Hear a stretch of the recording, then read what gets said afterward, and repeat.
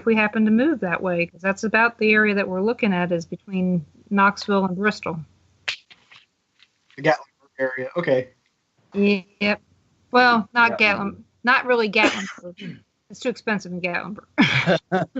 Gatlinburg's beautiful, though.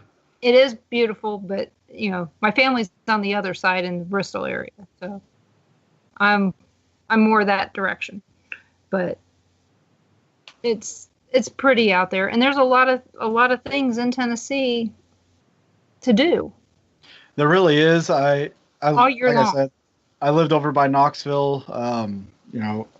I used to do lawn service over out that way, and some of our clients were former NFL players that just happened to live out there because they went to the University of Tennessee, and the whole area. It was actually really fun just being over there because you're never bored. I can see that, but driving's fun. Yeah. You have to stay awake. There's no texting on 40. No, not at all. That's just don't text anyway while you're driving. But on 40, you're risking your life, and 75 is the same. And others. Yeah, but those are even worse. 18-wheelers will run your butt over. So, but I know that there's a lot of places that you could have gone, but how many places did you go this time for the second movie? We only went to 2. The Joplin one it's only going to take about 25 minutes up of the whole film.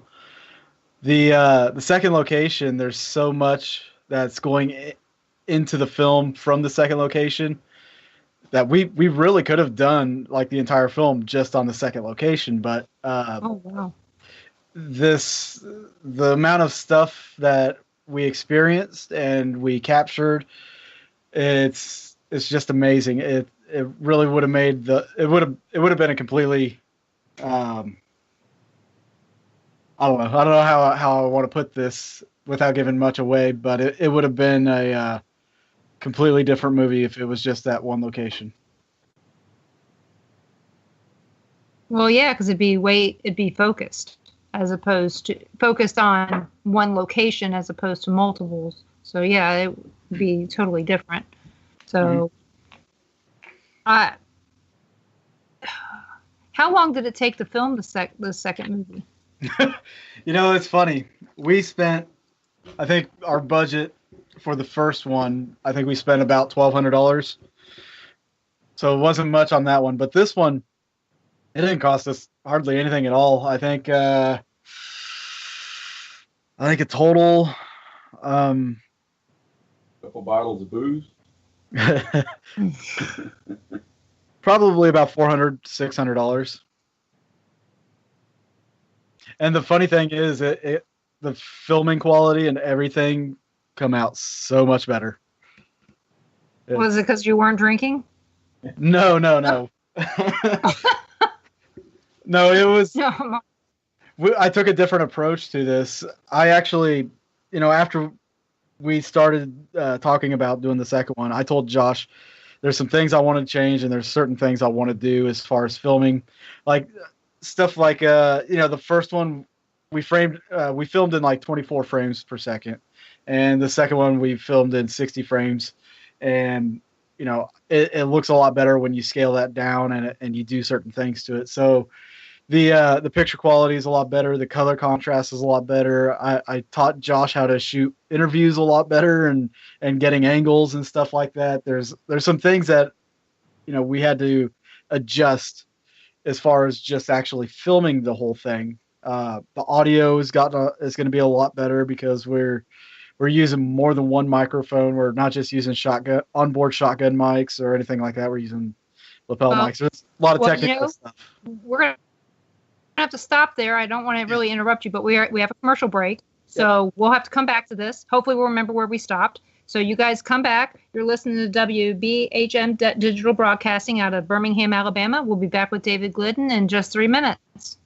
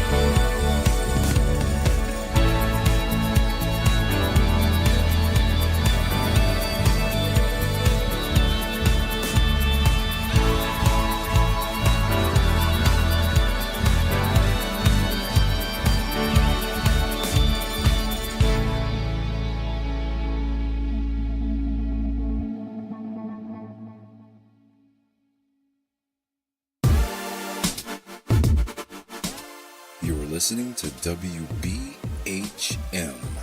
Digital Broadcasting, the best in paranormal talk, only on Paranormal Experienced Radio, broadcasting live out of Birmingham, Alabama.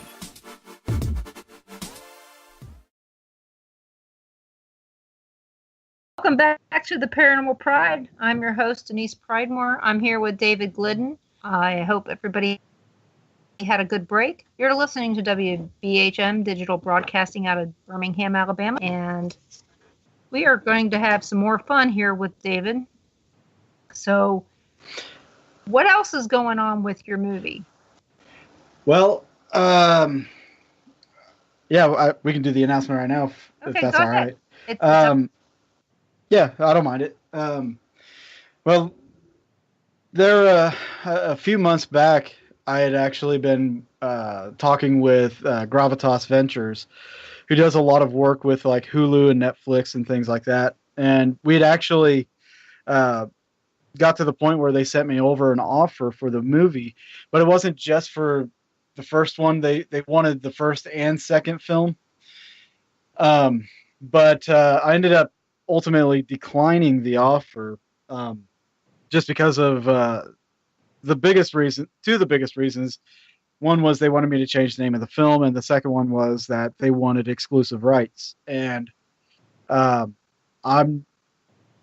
very protective of my work, so I searched out for other options and just kind of settled on one. And premiering this Friday, Into the Light will actually be on VidiSpace. Oh, so, congratulations. Thank you. It'll be at 9 p.m. Eastern Time on Vidi Live. That'll be the premiere. I'll be jumping into the chat room as well and just kind of watching it with everybody and seeing how this goes. And what's the cost of that to watch it on VidiSpace? I think you have to be a subscriber. Okie dokie. And I do believe that's like $9.99 a month or something like that. So it's not too bad. You get access to different paranormal documentaries, different shows that they have, podcasts, a lot of paranormal related content. And is this the uncut version that we saw in the theater, or is this the DVD version? That's different. Are you asking if it's going to have the poop joke? I'm just asking if it's the director's cut or if this is the cut that you're selling. This is the cut that I'm selling. Josh is a good sport. He did this thing while we were filming where he just did it for me because he knew I was going to be editing the film. We stopped at a gas station. He picked up a camera and he started talking to the camera, saying, the reason that we stopped where we're at is because we really, really, really had to poop. And he just kind of slid that in there, thinking, Dave will see this, ha ha, have a good laugh. Well, I got the last laugh because I put it in the film and we toured in the theaters with this scene in the film, and I think Josh kind of got embarrassed about it. Yes, he did. I saw him blushing. Yeah, he did get a little embarrassed about it. I had to rub that in his face a little. But ultimately, I did take it out. And I told him. So you rubbed the poop in his face. Yeah, metaphorically. like a bad puppy. Right. Smack him with a newspaper. Okay. But, the hijinks, of course, they don't end there. There's a scene that got left out of the first film that is actually going to be in the second film, where I kind of messed with Rick Rose a little bit. Mm-hmm. We talked about this a little bit on the show last week, where I was doing the Sasquatch call. Yes. We're hearing what sounded like these screams out in the woods. 'Cause we're sitting on top of this mountain, overlooking this valley, and it's just all national forest, and we heard all like these ungodly screams, not like a female scream, but like this, kind of like what you would expect a Bigfoot to sound like. So we got kind of excited a little bit, and I think Rick was really getting into it. And I turned to Josh and Rick. I'm like, I'm going to do a Bigfoot yell. And I've never done one before, so don't judge me. He's like, yeah, do it.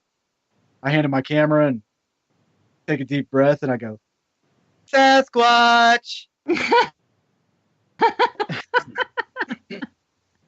And Rick looks at me, he's like, dude, I thought you were being effing serious. And Josh and I are just dying laughing. And y'all can thank Eric Ensbrenner for that, by the way. But that scene didn't make it into the first one, but it's going to make it into the second one because of some of the hijinks and some other things. There's another scare that is probably going to make it into the second one. I'm still debating on putting that on Facebook or just putting it in the movie. So, Well, yeah, I know that you guys, practical jokes between you, Josh, and Rick are par for the course. yeah, I think we just mostly do it to Josh, and Josh just takes it. He's a champ. He does. And, of course, even his wife gets involved. Oh, yes. I heard about the one with Chris Sutton. Yeah, believe me. Needless to say, no matter where I go, I get to hear about them. Because, with me being friends with all of these people, Right. And of course, Chris Sutton's one of the longest ones that I've known. Mm-hmm. Probably longer than you guys have. I think I've known Chris Sutton longer than you guys have known him. It's been 10 years now. I've only known him for a couple of years, like on Facebook, and I've, he and I, we've met in person maybe twice, which is pretty odd. Conferences. Yeah. No, so I guess 3 times I've actually met him. So yeah, he's got a very Bob Newhart sense of humor. Yeah, he does. Yes, I can see that. I can see that very good. So, but again, you guys all getting on each other is just par for the course. And basically, you just have to wear a trash bag and stand back if you're around. Yeah, I mean, it might turn into a Gallagher show. You might have to, bring earplugs if you're not, used to profanity and things of that nature. Because I mean, we just let that stuff fly. And quite possibly bail money. Quite possibly. I'm a little surprised that I didn't die this last